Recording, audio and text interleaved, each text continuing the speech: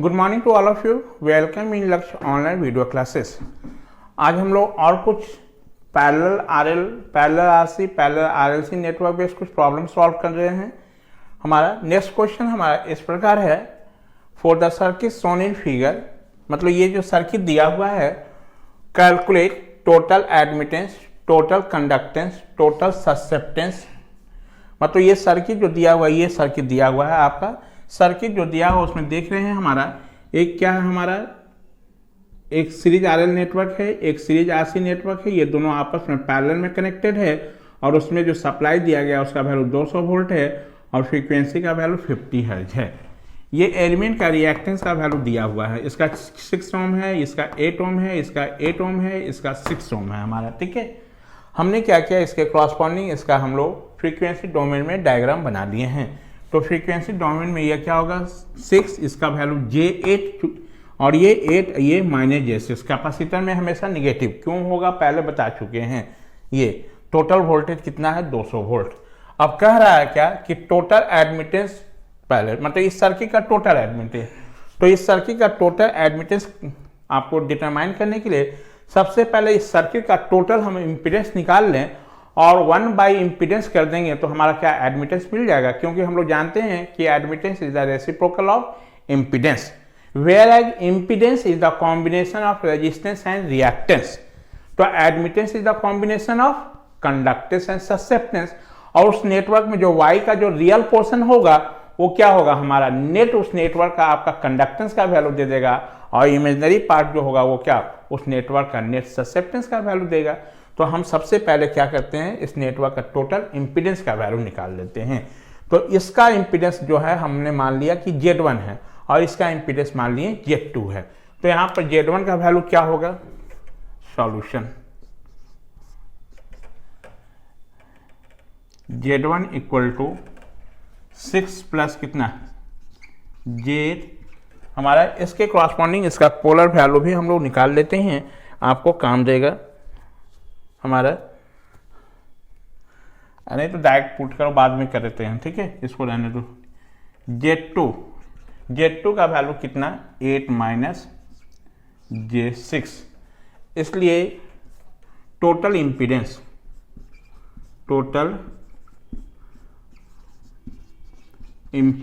इसको हम Z से डिनोट किए। तो ये दोनों पैरेलल में है तो क्या लिखिएगा, Z1 into Z2 divided by Z1 plus Z2। ये Z इक्वल टू Z1 का वैल्यू कितना, 6 प्लस J8 और 8 minus J6। Z1 plus Z2, 6 plus J8 plus 8 minus कितना J6। ये चलो अब देखो इसको प्रोडक्ट करना है। तो प्रोडक्ट करने के लिए हमने बताया था आपको कि रेक्टेंगुलर से रेक्टेंगुलर भी प्रोडक्ट हो सकता है, पोलर से पोलर भी हो सकता है। तो ये है हमारा, इसको हम डायरेक्ट प्रोडक्ट करते हैं। तो 8 6 या 48 माइनस J64, इसको इससे प्रोडक्ट किए तो माइनस कितना J36 और ये J और J मिलकर J स्क्वायर का -1 और माइनस माइनस प्लस 48 बाई इसका वैल्यू कितना होगा, 8 और 6 14 और प्लस कितना J2। आई होप ये वैल्यू थोड़ा देखिए तो कितना हो जाएगा, Z का वैल्यू 48 और 48 मिलकर 96 हमारा, और कितना 64 और 36 मिलकर कितना हो जाएगा आपको 100। आपको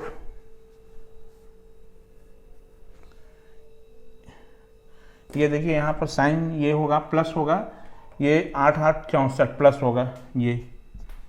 तो 64 में से आप इतना माइनस कर लो 36, तो कितना हो जाएगा, 14 में से 6 गया 8, मतलब आपका J28 अब बाई कितना 14 plus J2।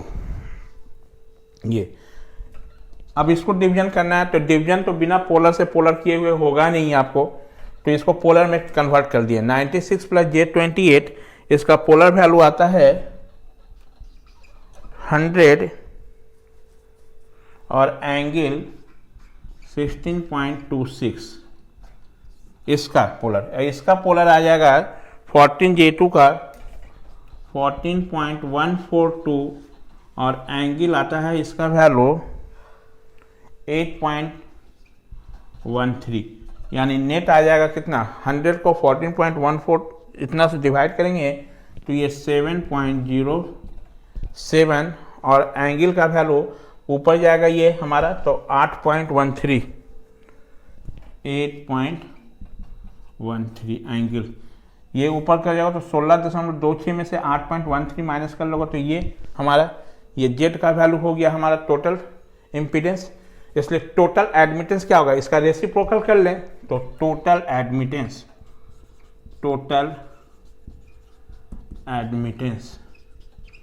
y equal to कितना 1/z, तो 1/7.07 एंगल 8.13 1 डिवाइडेड बाई 7.07 करेंगे तो इसका वैल्यू आता है आपको हमारा 0.1414 और एंगल में ये एंगल ऊपर जाएगा तो साइन चेंज हो जाएगा तो -8.13। इसको हम लोग रेक्टेंगुलर में कन्वर्ट कर लें तो रेक्टेंगुलर में इसका वैल्यू आ जाता है y का वैल्यू 0.14 हमारा माइनस j 0.02 इतना महो, यानी नेट एडमिटेंस। तो एडमिटेंस आपका combination of conductance and susceptance, तो नेट कंडक्टेंस का वैल्यू ये होगा और नेट ससेप्टेंस का वैल्यू ये हो जाएगा हमारा। आपसे क्या पूछा था, total admittance, total conductance, total susceptance. तो टोटल एडमिटेंस का वैल्यू क्या हो गया, यदि टोटल एडमिटेंस का मैग्नीट्यूड में बात करो तो ये हमारा सिर्फ, नहीं तो आप इतना भी आंसर लिख सकते हो हमारा। अब टोटल क्या है, कंडक्टेंस, तो टोटल कंडक्टेंस का वैल्यू ये होगा, तो टोटल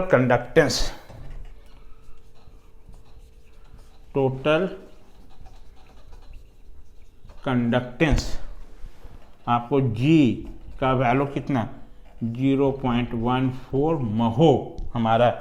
फिर टोटल ससेप्टेंस SUSCEPTANC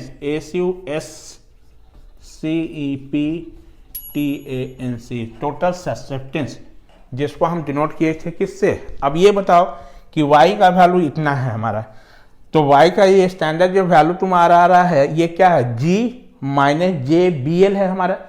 यदि होता प्लस तो प्लस JBC, यानी टोटल ससेप्टेंस ये जो है हमारा वो BL है हमारा। इसका वैल्यू कितना 0.02 महो। और टोटल एडमिटेंस का यदि मैग्नीट्यूड आप लिखना चाहो तो 0.414 लिख दो। टोटल एडमिटेंस का यदि मैग्नीट्यूड में आप वैल्यू लिखना चाहते हो तो y इक्वल टू 0.1414 महो। ये एक आंसर, ये आंसर और ये आंसर। आप इतना भी इजी लिख सकते हो आंसर में, ये निकल गया। अब क्या है, टोटल करंट निकालना। तो टोटल करंट कहने का मतलब ये हमारा, इससे कितना करंट जाएगा I, तो टोटल वोल्टेज पता है, टोटल इम्पीडेंस पता है, तो टोटल करंट नहीं निकल जाएगा हमारा ये। चलिए इतना नोट डाउन कर लें। नाउ टोटल करंट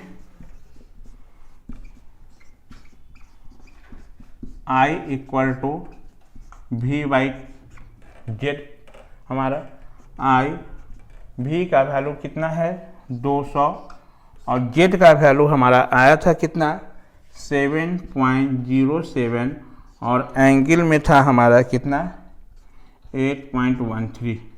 ये तो ये वैल्यू आ जाता है आपको 200 डिवाइडेड बाई 7 पॉइंट इतना करने पर 28.2 और एंगल -8.13। ये इतना आंसर। ये हम आपका करेंट विथ मैग्नीट्यूड और क्या है एंगल के साथ दे दिए कि लैगिंग होगा या लीडिंग होगा। तो यहाँ पर थोड़ा देखो, करेंट हमारा चूंकि निगेटिव है हमारा, इसका मतलब है कि आपका जो होगा वो लैगिंग नेचर का होगा। पावर फैक्टर क्या होगा, लैगिंग। आपसे total current, total power factor, तो टोटल पावर फैक्टर कितना हो जाएगा, एंगल पता हो गया, इसलिए total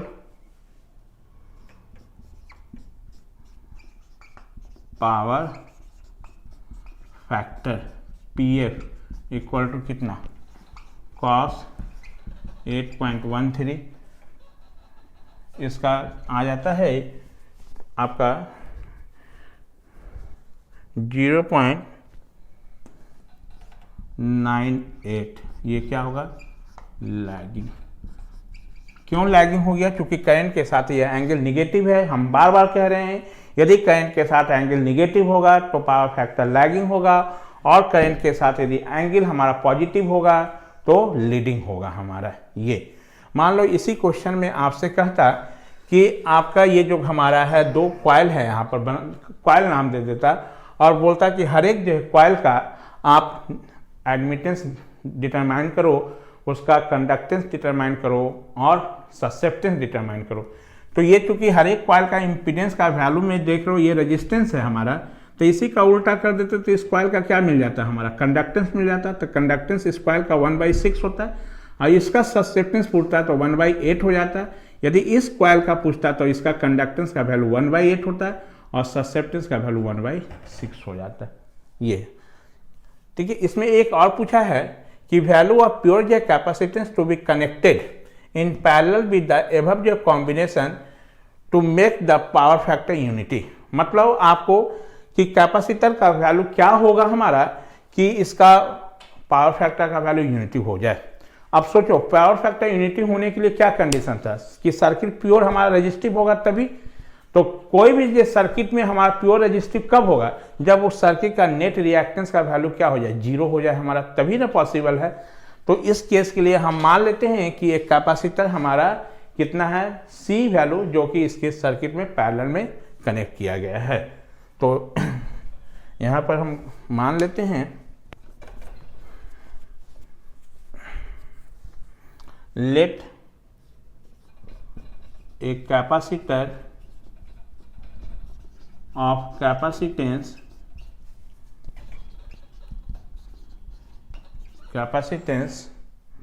C is connected in parallel with the above circuit.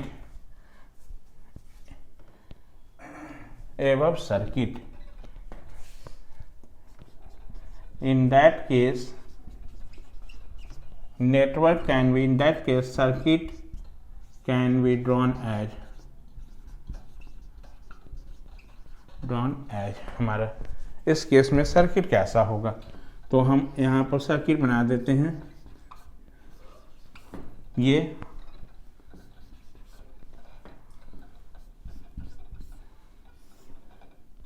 और ये कैपेसिटर पैरेलल में ड्रॉ कर दिए हम लोग, ठीक है, ताकि इसका पावर फैक्टर क्या हो जाए, इतना। इस सर्किट का हम नेट एडमिटेंस मान लेते हैं कि Y है हमारा, और इसका ये कितना है हमारा 6 + j8, ये क्या है हमारा 8 - j6, और इसका जो होगा वो कितना -j हो जाएगा हमारा कि नहीं। अब देखो नेट, यदि इसका हम एडमिटेंस निकालें सर्किट का, तो नेट एडमिटेंस इस पूरे सर्किट का क्या होगा हमारा, इसका एडमिटेंस प्लस इसका एडमिटेंस प्लस इसका एडमिटेंस हमारा, तो नेट एडमिटेंस कितना हो जाएगा, net admittance y equal to कितना y1 + y2 प्लस कितना y3 हमारा, ठीक है। ये थोड़ा देखो तो नेट एडमिटेंस का जो वैल्यू आप क्या y1 + y2 जो था, ये सर्किट का पहले केस में टोटल एडमिटेंस था हमारा। तो y1 + y2 का जो वैल्यू है वो आप निकाले हुए हैं, फिर देखो उसका वैल्यू क्या है हमारा, y का वैल्यू, ये y1 + y2 जो नेट हमारा एडमिटेंस था वो कैलकुलेट किए थे, जिसका वैल्यू y1 + y2, वही हमारा क्या था 1/z था हमारा। तो उसका वैल्यू आया था आपका 0.14 - J 0 पॉइंट कितना 02, और इसका हमारा YC का जो होगा एडमिटेंस क्या होगा, इसका उल्टा कर दो हमारा, तो इसका हो जाएगा कितना आपका इसका उल्टा करोगे तो आपको 1 बाई कितना माइनस ऑफ JXC हमारा, थोड़ा सा ध्यान से देखना इस क्वेश्चन में। ये हमारा, अब ये XC का वैल्यू क्या होता है 1 बाई ओमेगा सी, इसको हम लोग और सिंप्लीफाई कर दें तो ये 0.14 माइनस J 0.02, J से ऊपर नीचे हम मल्टीप्लाई कर देते हैं तो ये क्या हो जाएगा J बाई कितना XC हमारा ये, और XC का वैल्यू 1 बाई ओमेगा सी होता है। इसको और सिंप्लीफाई करो तो ये y इक्वल टू कितना 0.04 माइनस J 0.02, और XC का वैल्यू 1 बाई ओमेगा सी, तो हमारा क्या हो जाएगा ये J omega C, XC 1 by omega C, तो 1 बाई ओमेगा सी तो ऊपर जाएगा तो ये होगा। अब यहाँ से y का वैल्यू हम करें तो कितना 0.04 और J कॉमन ले लें तो J ओमेगा सी माइनस कितना 0.02। अकॉर्डिंग टू क्वेश्चन क्या कह रहा है कि आप C का वैल्यू निकालो कब, जब इसका पावर फैक्टर का वैल्यू यूनिटी हो जाए। तो पावर फैक्टर यूनिटी कब होगा, जब ये सर्किट हमारा प्योर रेजिस्टिव होगा, और प्योर रेजिस्टिव होने के लिए इस रिएक्टेंस का वैल्यू क्या होगा 0 होगा। ठीक है, यानी ओमेगा सी माइनस 0.02 का वैल्यू क्या हो जाए हमारा 0 के बराबर हो जाएगा, तो उस समय पावर फैक्टर का वैल्यू क्या होगा 1। तो अकॉर्डिंग टू क्वेश्चन, पहले इतना आप नोट डाउन कर लें। चलिए इसके बाद यहाँ से आप करेंगे तो अकॉर्डिंग टू क्वेश्चन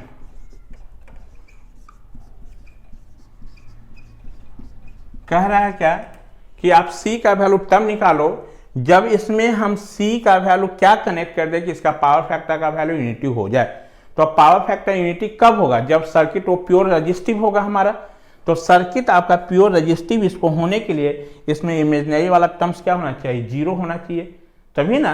तो इसका मतलब कि ओमेगा सी माइनस 0.02 का वैल्यू क्या होगा 0। हम यहाँ रखे हुए हैं लिखने के लिए, आपको इसको नहीं लिखना है आपको ये। तो अकॉर्डिंग टू क्वेश्चन क्या हो जाएगा हमारा omega C minus 0.02 equal to 0। यहाँ से ओमेगा सी का वैल्यू कितना 0.02, ओमेगा का वैल्यू 2 पाई एफ इंटू सी 02, ये 2 3.14 50 इंटू सी का वैल्यू 0.02 हमारा। तो सी का वैल्यू कितना 0.02, इस 2 6.28 इंटू 50 हमारा इतना, इसका वैल्यू आ जाता है आपको 63.7 माइक्रोफाराड आंसर हमारा। ये आपसे पूछा था कि हम C कितना हम इसमें कैपेसिटर इसके पैरेलल में लगा दें ताकि इसका पावर फैक्टर का वैल्यू आपका क्या हो जाए यूनिटी हो जाए 1 हो जाए। तो पावर फैक्टर यूनिटी होने के लिए सर्किट को क्या होना चाहिए प्योर रेजिस्टिव होना चाहिए। तो हम एक कैपेसिटर लगा के यहाँ पर इस सर्किट का टोटल एडमिटेंस निकाल लिए। तो टोटल एडमिटेंस में यदि सिर्फ रियल पोर्शन एग्जिस्ट करेगा हमारा तभी उसका पावर फैक्टर का वैल्यू 1 होगा। तो इतना इसका मतलब ये वाला टर्म हमारा 0 के बराबर होना चाहिए। ये इसका कंप्लीट सॉल्यूशन हो गया। एक क्वेश्चन और आपको इस पर बताते हैं। चलिए नेक्स्ट क्वेश्चन हमारा इस प्रकार है, determine the current in the circuit of figure, find power consume as well as power factor. ये जो नेटवर्क आपका जो सर्किट दिया हुआ है इसका पूछा कि इस करंट आई का वैल्यू क्या होगा हमारा, यानी इस पूरे जो सर्किट का आपका करंट पूछ रहा है और इस पूरे जो सर्किट में कितना पावर कंज्यूम होगा और उसका पूरा सर्किट का पावर फैक्टर का वैल्यू क्या होगा वो निकालो। ठीक है, तो इस पूरे जो सर्किट में करंट फाइंड करने के लिए इस टोटल जो हमारा ये पूरे सर्किट का कितना इम्पीडेंस होगा वो हम निकाल लें। तो टोटल इम्पीडेंस को ये टोटल हम वोल्टेज को टोटल इम्पीडेंस से डिवाइड कर देंगे तो टोटल करंट मिल जाएगा हमारा। ठीक है, और जैसे ही टोटल इम्पीडेंस पता चल जाएगा हमारा तो आपका वहाँ से क्या निकल जाएगा, आपका कितना हमारा पावर फैक्टर होगा वो भी कैलकुलेट हो जाएगा, हमारा सारा नोन हो जाएगा। तो सबसे पहला काम क्या है कि सर्किट का हम टोटल इम्पीडेंस निकालेंगे। तो इसकी कैलकुलेशन करने के लिए हमने इस सर्किट को क्या हुआ कॉम्प्लेक्स फ्रीक्वेंसी में ड्रॉ कर लिया, फ्रीक्वेंसी डोमेन में।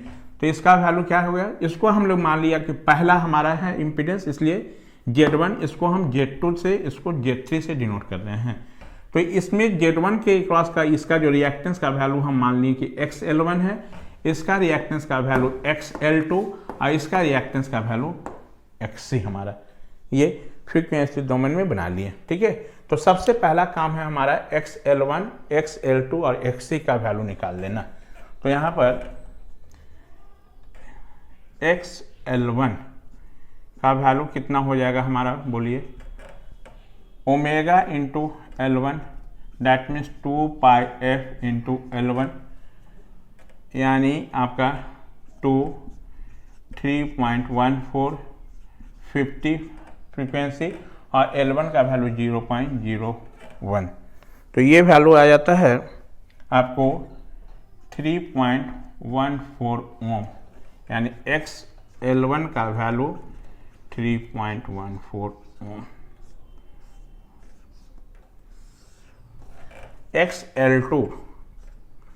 XL2 का वैल्यू कितना, J ओमेगा L2, उस कॉइल का रिएक्टेंस J, सिर्फ रिएक्टेंस निकालो ना, ओमेगा L2, ओमेगा का वैल्यू कितना 2 पाई f इंटू L2, 3.14 50, इसका L2 का वैल्यू कितना 0.02। तो ये वैल्यू आ जाता है आपको XL2 का वैल्यू आपका 6.28 ओम, जस्ट इसका दुगना होना चाहिए। ये XC का वैल्यू कितना 1/ओमेगा C, 1/2 पाई f into C, 1/2 into 3.14 into 50 into C का वैल्यू दिया हुआ आपको 200 माइक्रोफाराड, यानी 200 गुने 10⁻⁻6। ये जो वैल्यू हो जाता है हमारा 15.92 ओम XC, 15.92 ओम। ये नाउ Z1 टोटल इम्पीडेंस इसका तो कितना R प्लस JX1, तो R plus JXL1, that means R का वैल्यू कितना 6 प्लस JXL1, J 3.14 हमारा ये, यानी Z1 का वैल्यू 6 प्लस J 3.14 ओम। इसके क्रॉसपॉन्डिंग पोलर वैल्यू भी निकाल लेते हैं, हमको काम देगा। तो इसका आ जाता है 6.77 एंगल 27.62। ये Z2 का वैल्यू कितना हो जाएगा R plus JXL2, R plus JXL2, इसका वैल्यू आ जाएगा 4 प्लस J और XL2 का वैल्यू 6.28। इसके क्रॉसपॉन्डिंग पोलर वैल्यू भी निकाल लें, तो इसका 7.44 और एंगल 57.50 ये। ठीक है, Z3 का भी वैल्यू निकाल लेते हैं हम लोग। तो Z3 ये Z3 equal to R minus इतना, तो 2 हमारा R का वैल्यू एक बार लिख ही लो, R माइनस कितना JXC, और इसमें R का वैल्यू 2 माइनस J और XC का वैल्यू हम लोग निकाले हैं 15.92। तो इस Z3 का वैल्यू हमारा पोलर में भी इसका वैल्यू कैलकुलेट कर लो, काम देगा 16.04 और एंगल आपका आ जाएगा -82.84। ये हमारा Z1 Z2 Z3 मिल गया हमारा। ठीक है, अब टोटल यदि इसका हम इम्पीडेंस निकालें तो क्या होगा इस सर्किट का, ये दोनों पैरेलल, जो आएगा उसके साथ ये सीरीज हो जाएगा हमारा। यानी टोटल इम्पीडेंस का वैल्यू आप लिख सकते हो Z1 plus Z2 into Z3 divided by Z2 plus Z3 होगा टोटल हमारा इम्पीडेंस। इतना नोट डाउन करें।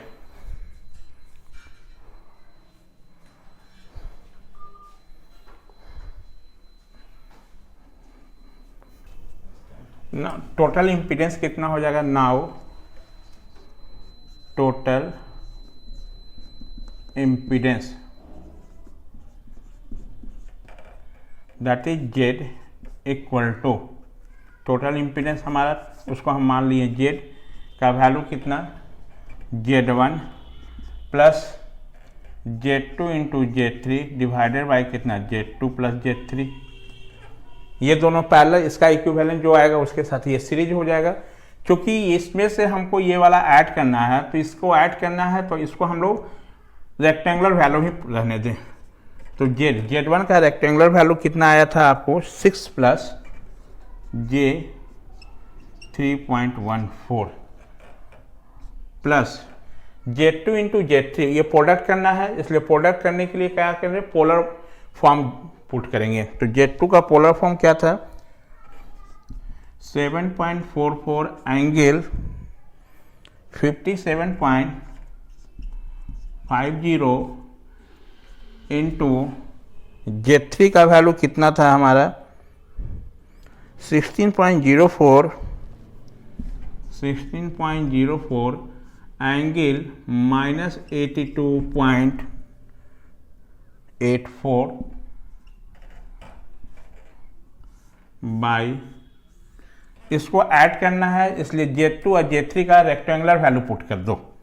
तो कितना 4.4 प्लस J6 प्लस J3 का वैल्यू कितना 2 माइनस J 15.92।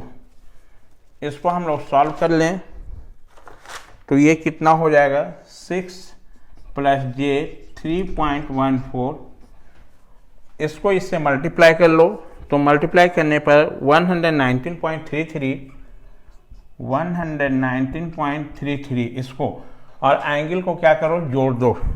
तो एंगल को जोड़ोगे तो ये आ जाएगा माइनस आपका 25 पॉइंट इतना, और इसको ऐड करोगे तो माइनस 25.34 और बाई इसको कर लें तो ये कितना 4 और 2 6 और 15 6 21 प्लस J 21.92 हमारा। ये 15 है ना बाबू, 15 6 नहीं होगा, इसमें से इसमें माइनस होगा तो ये कितना हो जाएगा माइनस J 9 पॉइंट कुछ आना चाहिए 9.64। अब देखो इसको हमको डिवाइड करना है इसलिए इसको पोलर करना पड़ेगा, थोड़ा यही एसी में आपको डिफिकल्टी है।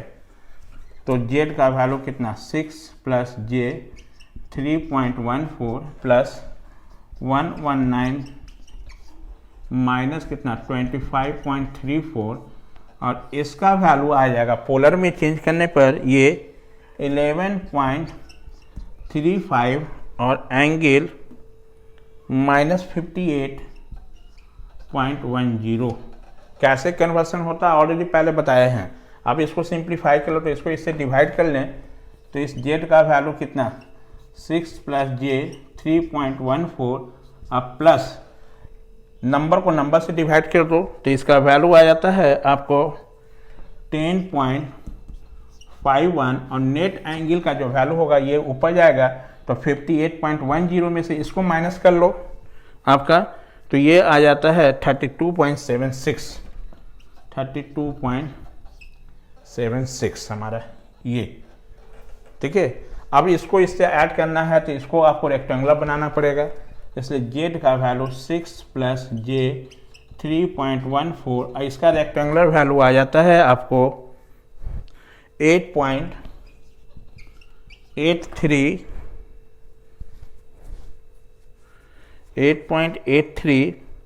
Plus J 5.68। अब टोटल ऐड कर लो तो टोटल क्या हो जाएगा इम्पीडेंस 6 और 8, 8 6 14, 14.83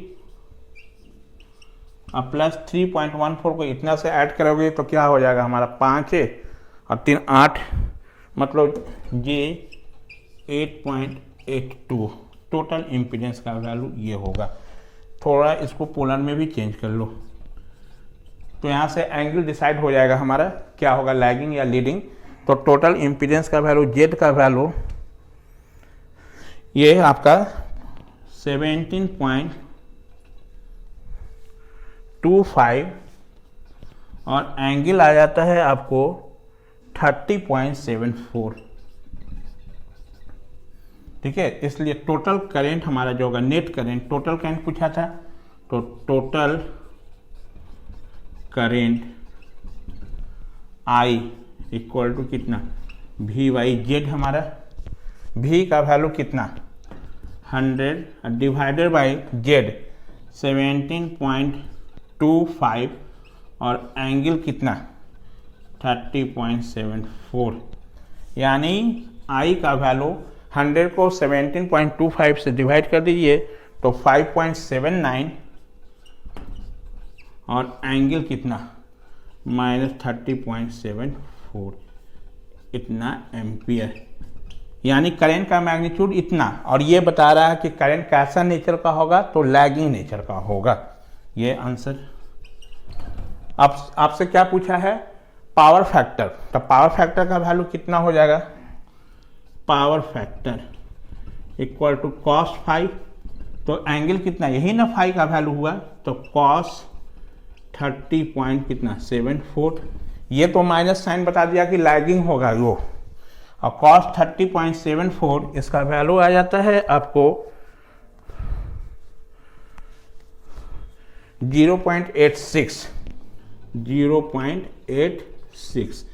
और ये कैसा होगा, लैगिंग नेचर का होगा। यही साइन हमारा लैगिंग और लीडिंग बचाएगा। तो करंट के साथ माइनस साइन होगा एंगल तो लैगिंग, यदि प्लस साइन होगा तो लीडिंग। ये आंसर। और आपसे क्या पूछा है, पावर कंज्यूम। तो टोटल पावर कंज्यूम क्या होगा, VI cos 5 हमारा ये।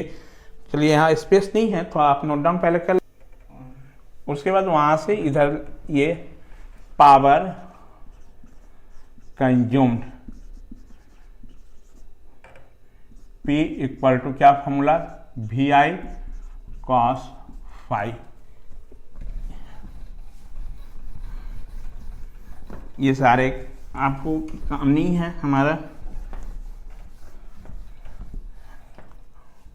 इतना दूर तक आप कैलकुलेट कर चुके हो। तो P V का वैल्यू यहाँ क्वेश्चन में आपके पास था कितना 100, करेंट का मैग्नीट्यूड कितना है 5.79, अब पावर फैक्टर का वैल्यू कितना है 0.86। ये इसको मल्टीप्लाई कर दो तो इसका वैल्यू आ जाता है 501.414 किलो, सॉरी वाट, इतना वाट। यही इसका आंसर हो गया हमारा। तो कहाँ यहाँ पर एडमिटेंस मेथड का कोई रूल है हमारा जरूरत पड़ा, तो प्रॉब्लम ऐसे ही सॉल्व करोगे, कोई जो ही नहीं एडमिटेंस मेथड अप्लाई करना। लेकिन ऑब्जेक्टिव में कभी पूछा जाता है बाबू कि admittance is the combination of, दिया हुआ रहेगा ऑप्शन में, resistance and reactance, conductance and susceptance, both none of these. तो admittance is always combination of what, always combination of conductance and susceptance, whereas impedance is the combination of resistance and reactance। impedance का उल्टा admittance हमारा, resistance का उल्टा conductance हमारा, reactance का उल्टा susceptance। यानी impedance में आपका क्या होगा, resistance होगा और reactance होगा हमारा, जबकि आपका एडमिटेंस में क्या होगा हमारा, कंडक्टेंस और ससेप्टेंस होगा। तो ये यहाँ पर टोटल हमारा series RL, series RC, series RLC, parallel RL, parallel RC, parallel RLC, total हमारा क्या हुआ, यहाँ पर ये टॉपिक डी एंड हुआ। Thank you.